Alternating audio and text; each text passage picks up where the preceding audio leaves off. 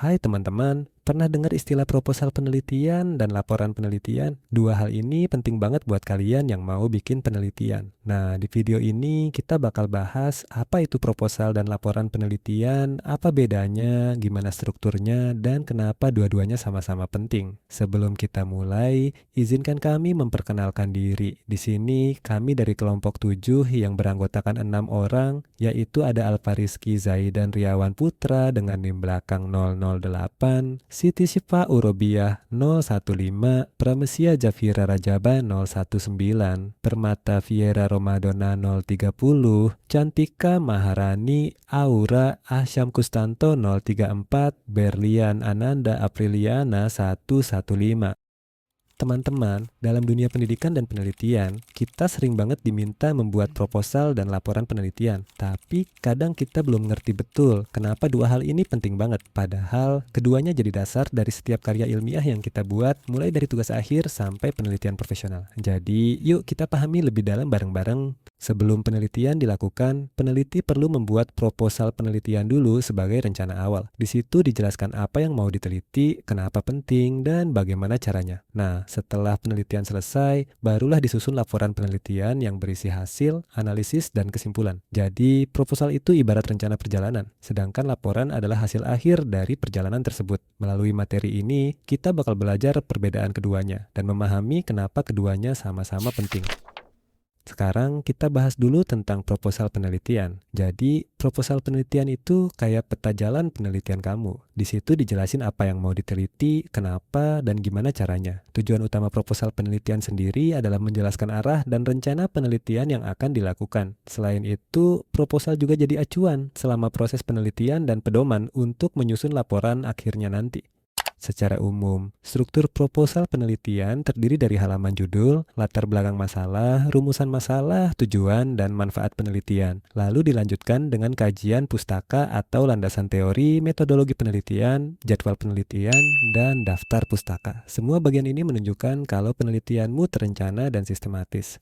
Nah, biar makin kebayang bentuk aslinya, berikut ini contoh daftar isi dari sebuah proposal penelitian. Biasanya urutannya dimulai dari halaman judul, lalu latar belakang masalah, rumusan masalah, tujuan dan manfaat penelitian, hingga landasan teori dan metodologi. Setelah itu, di bagian akhir ada jadwal penelitian dan daftar pustaka. Dari daftar isi ini, kita bisa lihat kalau proposal penelitian memang berfokus pada rencana penelitian.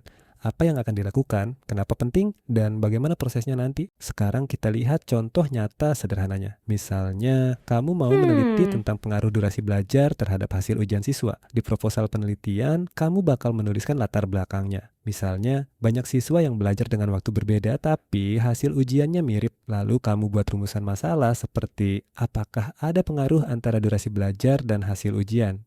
Di bagian metode, kamu bisa jelaskan cara ngumpulin datanya, misalnya lewat angket atau nilai ujian. Nah, di tahap ini semuanya masih berupa rencana. Belum ada hasil karena penelitiannya belum dijalankan. Kalau proposal sudah dibuat dan penelitian selesai dijalankan, langkah selanjutnya adalah menyusun laporan penelitian. Tujuannya tentu untuk menyampaikan hasil penelitian kepada pihak lain, menambah kontribusi ilmu pengetahuan, dan jadi bukti kalau penelitian benar-benar sudah dilakukan. Laporan juga bisa menjadi dasar bagi penelitian selanjutnya. Laporan penelitian adalah dokumen tertulis yang berisi hasil nyata dari penelitian yang sudah dilaksanakan. Isinya lengkap dengan data, analisis, serta kesimpulan berdasarkan temuan di lapangan. Ciri-cirinya bersifat objektif, sistematis, dan tentu saja berdasarkan data nyata, bukan asumsi.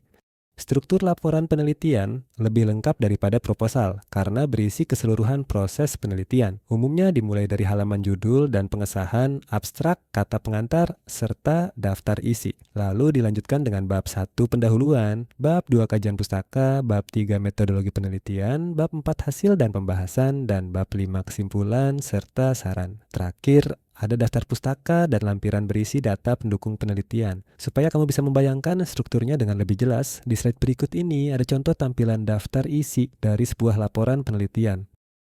Nah, ini dia contoh daftar isi dari sebuah laporan penelitian. Biasanya, bagian awal memuat halaman judul dan pengesahan, abstrak, kata pengantar, serta daftar isi. Kemudian diikuti oleh 5 bab utama yang menjelaskan isi penelitian dari pendahuluan sampai kesimpulan dan saran. Dari contoh ini, kita bisa lihat bahwa laporan penelitian memang lebih lengkap dan terstruktur karena berisi hasil dan analisis yang sudah dilakukan secara nyata. Setelah memahami strukturnya, kita lanjut bahas contohnya kasusnya biar lebih jelas lagi.